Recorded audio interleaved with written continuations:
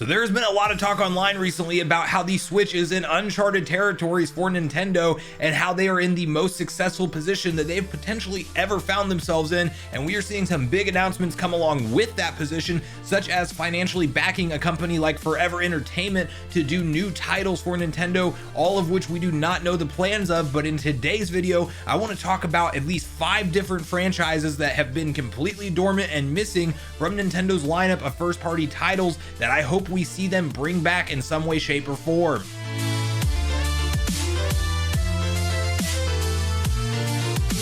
What's up, nation? If it's your first time on the channel, make sure you join Sunbro Nation by subscribing below, hit the like button on this video if you enjoy it today, and make sure you turn on your bell notification icon so you're kept up to date with all the newest gaming news. Now, as I mentioned, guys, in today's video, we are talking about forgotten franchises that Nintendo, I believe, could bring back in their current climate with how successful the Switch is at it being at an 85+ million unit install base at this point in time, and with a lot of those being more on the hardcore side of gamers. I think that there's a few franchises that we need to talk about that, if given the right type of financial backing, could do very well in this current Switch environment that we find ourselves in, especially in light of the recent announcement that Nintendo is providing significant financial backing to a company like FZero Entertainment, and that is purely to develop and publish new titles, and it could be ones that are from forgotten franchises. So I think it does make sense to have this conversation and talk about which titles we can hopefully expect Nintendo to focus on and show a little bit of love to, and maybe give a second shot, as maybe the original runs of these games or some of the previous installments did not sell as well. And then of course we have like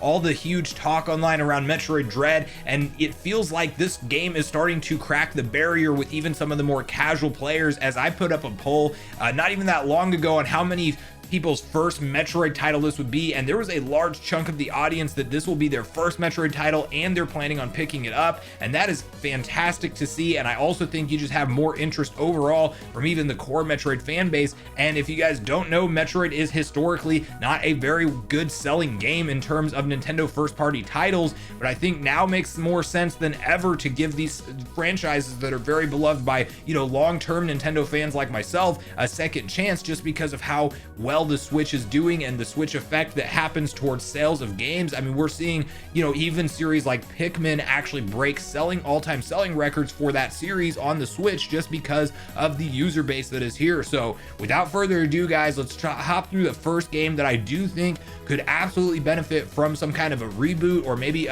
even porting over some prior titles with just like a remaster type of treatment. But I do think that we have to see the return of Star Fox at some point in the future, as it has been 2016 since the last installment on the Wii U, which did actually sell very poorly in comparison to even older Star Fox games like on the SNES and on the N64. As you know, really that was the heyday for Star Fox games, because the SNES title was such a revolutionary style of a game, just because we hadn't seen anything really in 3D rendering at that point, and they even used a special FX chip to pull that off in the SNES cartridge, and that was something that was brand new at the time, so it got a lot of exposure. Then I think the series really reached its pinnacle at Star Fox 64 as just a great space shooter that is a 3D setting and had various boss battles that were very enjoyable. That game did get re-released on the 3DS, and I think even, you know, if somebody like a FZero Entertainment even just did a remaster of Star Fox 64, that would be very cool. But I do think that in the future, I would love to see them actually reboot the series and maybe make it a healthy mix of ground combat and exploration and platforming, and then also take to the skies and have those iconic boss battles very similar to what we saw in Star Fox 64. And obviously with games like Smash Bros being over the 20 million mark and having such a huge, you know, install base on the Switch, and how, you know, Fox and all of those other iconic characters such as Falco and Wolf, you know, they're all very exposed at this point, and I think that Star Fox sells decent on the Switch in the current environment that it's in. So hopefully we see Nintendo pump some new fresh life into the series, as I do think it would be one that I would be very interested in playing, and I think a lot of other fans would be as well.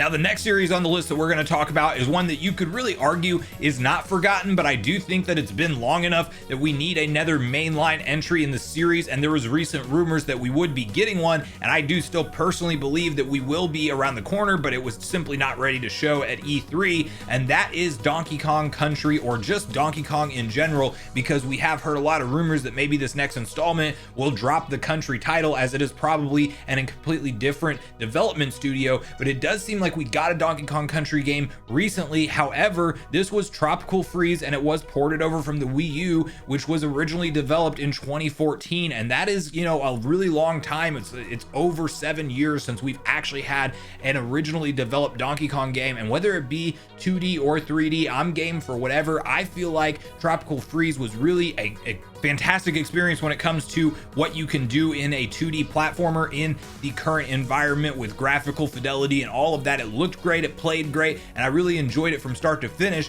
but I would love to see them maybe go a little bit more ambitious with the series, and if it's not a full-blown 3D Donkey Kong, at least give us 3D sections to play through, because I think that if they give us, you know, a little bit more of maybe like a Mario exploration type hub, and then we go through and we have sections of the game that are in 2D, I think that they could blend it together just right and really give some fresh life to Donkey Kong, because this is one for me that has a ton of nostalgia, as the Donkey Kong Country 1 through 3 were some of my favorite games, with Donkey Kong Country 2 probably still being my all-time favorite 2D platformer, and I still go back and play it to this day. So I would love to see some more love shown to Donkey Kong, and hopefully these recent leaks and rumors around the Mario Odyssey team actually having some involvement in the next series for Donkey Kong, or in the next installment rather, are true, and that maybe we're closer than we think to having some kind of reveal trailer, as it was heavily rumored to maybe be shown at E3. That obviously did not happen, but we still have hopefully a September direct, or at least a direct some kind of time in the fall to look forward to, and maybe this will be one of those series that we will see get some more love and appreciation from Nintendo, as I definitely think it deserves it. Now, the third game on our list today is one that only has one installment in the entire franchise, and I think it really deserves more than that, as I do think that there's still an audience for these games out there, and that is 1080 Snowboarding, that came out originally on the Nintendo 64, and of course this was in the heyday for all of the extreme sport style games, as those were booming in the early 2000s, and there was a lot of money to be made with these type of games. Obviously, we just saw Tony Hawk 1 and 2 remaster come to the Switch just yesterday at the time of filming this video. I think that this audience is out there, and they do like these trick style games, and 1080 Snowboarding was one that was truly pulled off at a AAA level. I mean, you had great music all the way through and through, you had crazy tricks you could do, it was very arcade style, and not everything was the most realistic, but that's fine with me. I think like just flying off the side of mountains and doing incredible spins and tricks and sticking the landing or not sticking the landing was extremely fun, and you could obviously race with friends and different things like that. And I think that given, you know, maybe a sequel on the Switch, or even if they port it over and remaster it through a company like Forever Entertainment, I think either way this series, or franchise rather, needs to have another installment of some sort on a current gen console. And so I would love to see this one come to the Switch. You know, I'm very nostalgic for these type of games, as I was super into the Tony Hawk franchise, because I was one of those 90s kids that grew up skateboarding when it was all the craze, and I do think that, you know, I enjoyed that through and through, and I still picked up Tony Hawk 1 and 2 at release on the PS4 originally, and I'll tell you guys that I super enjoyed that game, and I think 1080 Snowboarding would do the same thing on the Switch, and these games are ones that totally make sense to take portably. So hopefully Nintendo listens and does something with the 1080 franchise at some point in time. Now, this next one is a big one for me, and it has actually been in the news recently, as we had the series creator go on record and say that they could bring back this franchise with something like a big idea or big overhaul, and that is the FZero series. As you know, we've seen FZero X on the N64, the original FZero on the SNES actually, and then we had FZero GX on the GameCube, and then lo and behold, the series just totally disappears like it was never a thing. Even though we all love Captain Falcon in Smash Bros, he has not been featured in his own game since the GameCube, and I think it's well time to do a sequel, or even if they just want to port over FZero GX. That game is like a masterpiece in itself, especially if you're a very, you know, technical, fast-paced racing type of fan. You will absolutely love what F-Zero GX has to offer, as I still think that my reflexes are maybe not up to par to handle that game on the highest difficulties, because I would still get smoked by all the other racers when you go up to, you know, the max difficulty on playing through F-Zero GX. And that's a game that I still own but haven't played in years because I just haven't booted up my GameCube to do it. But I would love to have the option to play either a remaster of F-Zero GX on the Switch, or better yet, create something from the ground up but that has that very technical, fast-paced racing style, and then you could add in online play and you could add in online leaderboards, which I think the community would absolutely love from an F-Zero type of game. And so I think it makes a lot of sense for Nintendo to deliver this one, and you know, hopefully we do see it announced soon. I do think that while the series director was interviewed recently, and it definitely sounded like, you know, he didn't have any plans on working on another one, he said it's totally possible to bring back the franchise, but it would need some kind of new fresh idea. So whatever that would be, who knows, but I do think that if it stays in the racing formula, that it still has some extra life. And now that we have such a successful console like the Switch, let's give it another shot and see if the F-Zero fans are still out there, because I know that I would pick this one up day one if we do see it come out in the Switch in the future. And then guys, the last game on our list today is one that I admittedly have not played much of at all, and that is Kid Icarus. And of course it originated on the NES way back in the day, but we did get a 3DS game with this kind of, you know, world and lore kind of reimagined, and it looked great. And I still think that that 3DS title is quality, as I played through it briefly, but I do think that it's something that if we, you know, were given the right type of development and budget behind it, and maybe new gameplay elements added in, that it would make sense. I mean,